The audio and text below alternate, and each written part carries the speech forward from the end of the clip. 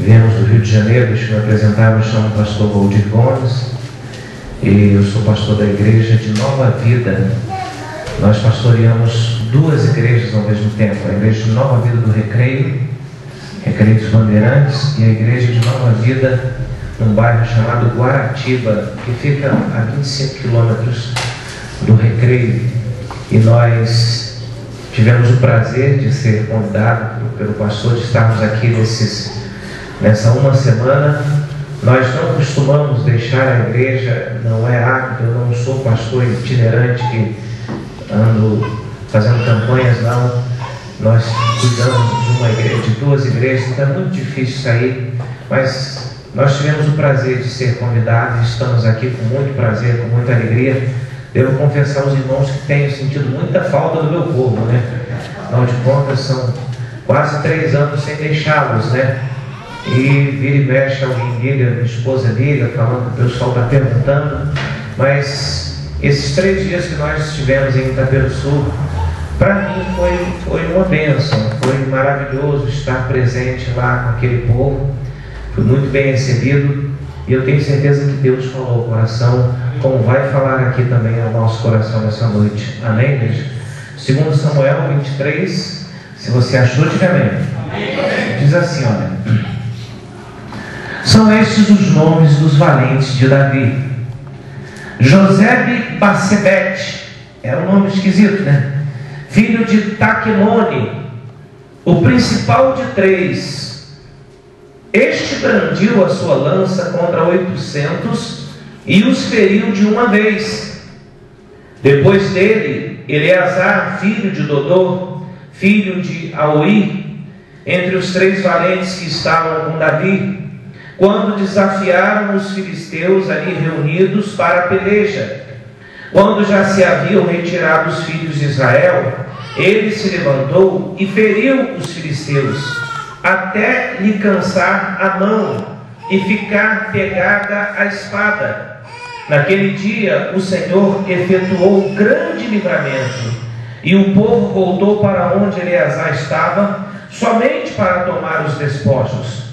Depois dele, Samar, filho de Agé, o Erarita, quando os filisteus se ajuntaram em Leí, onde havia um pedaço de terra cheio de lentilhas, e o povo fugia de diante dos filisteus, pôs-se Samar no meio daquele terreno e o defendeu, e feriu os filisteus, e o Senhor efetuou grande livramento. Digam glórias a Deus. Curva a sua cabeça, por favor, igreja. Senhor, nosso Deus querido e amado, eu peço que nessa noite, Senhor, o Senhor venha, meu Deus, falar conosco, falar ao nosso coração, nos ensinar, nos fortalecer, instruir, meu Pai, a cada um de nós. Vem revelar a Tua palavra que dá vida, que sustenta, que modifica, que transforma. Deus, em nome de Jesus, fala com o Teu povo aqui de cima deste altar, Pai. Em nome de Jesus, que a igreja diga amém. Amém. Glória a Deus. Amém, igreja? Amém. Olha, eu poderia dar um título, eu vou dar um título a essa mensagem. E essa mensagem é: defenda aquilo que é seu. Amém, igreja? Amém. Defenda o que é seu. Diz para esse teu irmão do teu lado: defenda o que é seu. Amém, igreja? Defenda aquilo que é seu. Eu quero começar essa mensagem fazendo uma pequena introdução para que os irmãos possam entender. Todos nós aqui já ouvimos falar do grande rei Davi.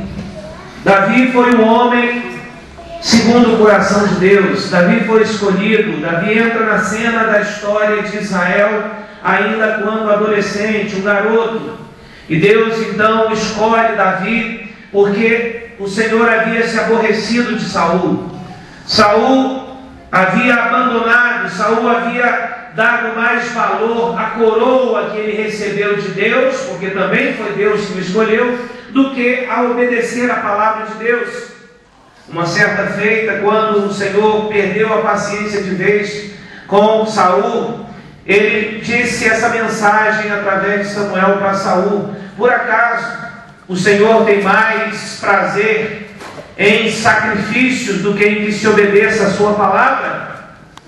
Saul então foi rejeitado e Deus escolheu Davi, o garoto, ungiu com óleo, o Espírito do Senhor se apossou dele. Dali em diante, Davi começa a trilhar uma nova caminhada para se tornar, dentro de alguns anos, o rei de Israel.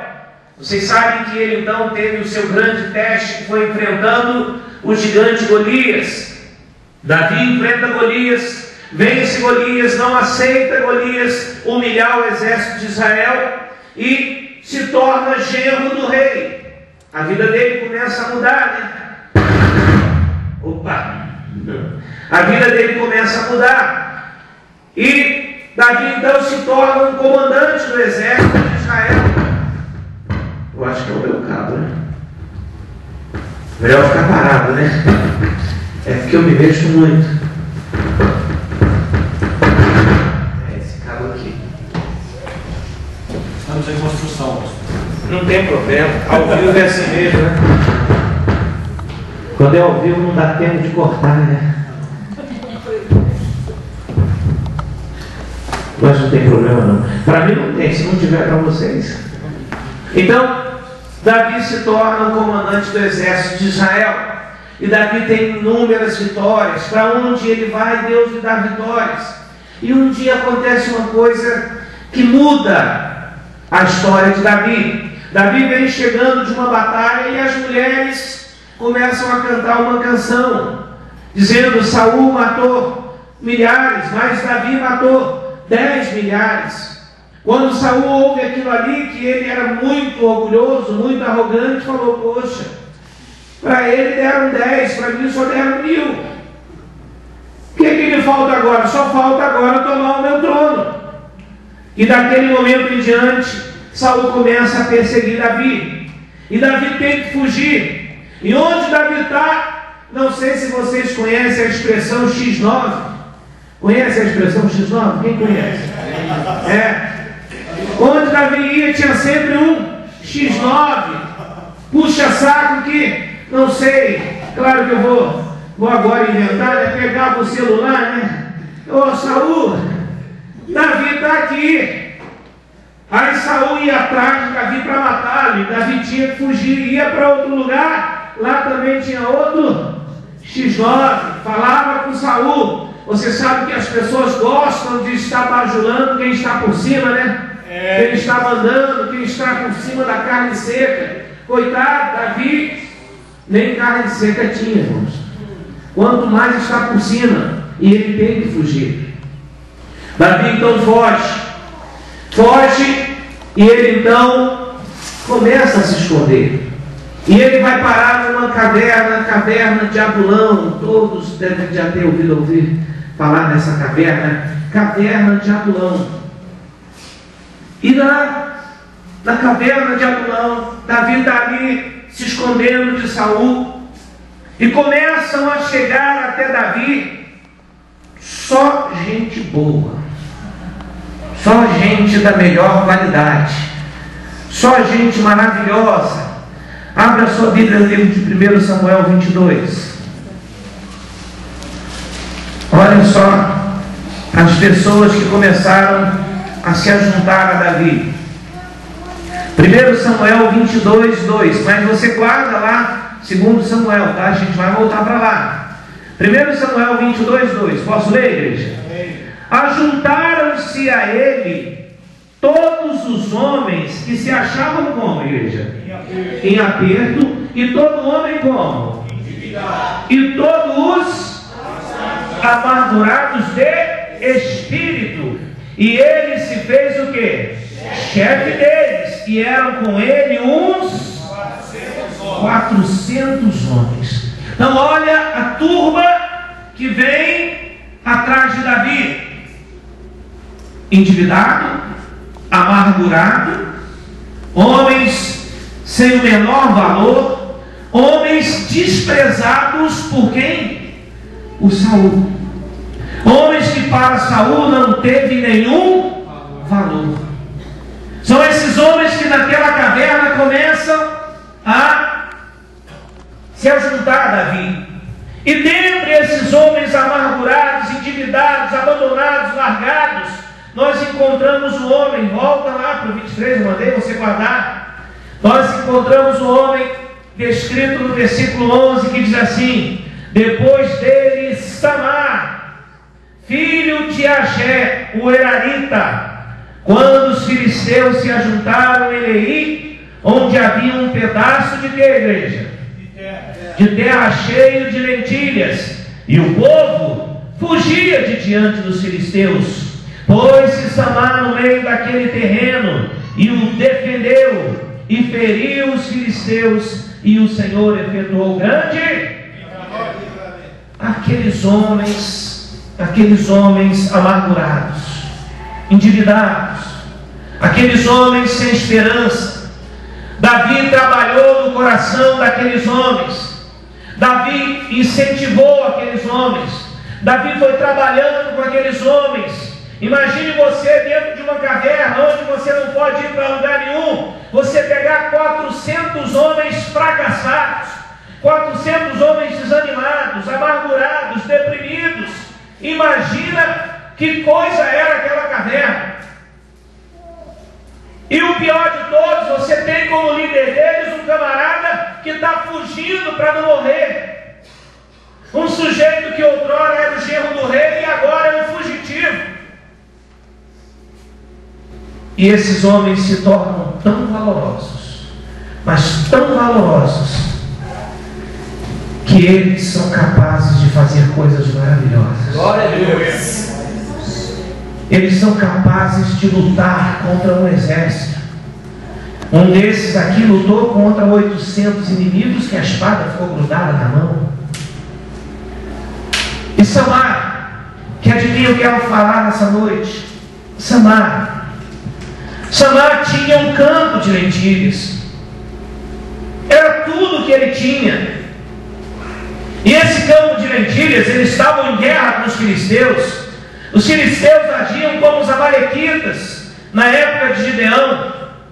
Quando Israel plantava, que chegava a época de colher, então os filisteus vinham, atacavam e roubavam aquela lentilha. Malandros, né? Não trabalhavam, não faziam nada, esperavam o povo plantar. Quando estava tudo pronto para colher, ele vinha e tomava. E o povo fugia e deixava. E Samar tinha um pedaço naquele terreno.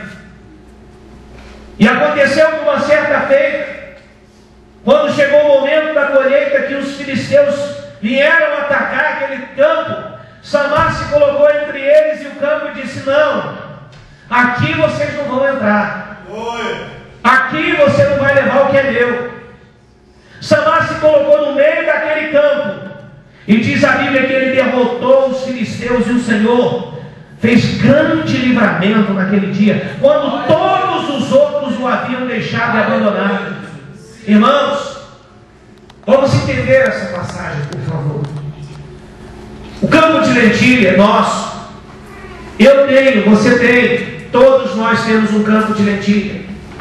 Um campo de lentilha parece uma coisa sem valor, mas era tudo que Samar tinha. Podia não ter valor para os filisteus que iam entrar, roubar e ir embora, mas para Samar era tudo que ele tinha, igreja.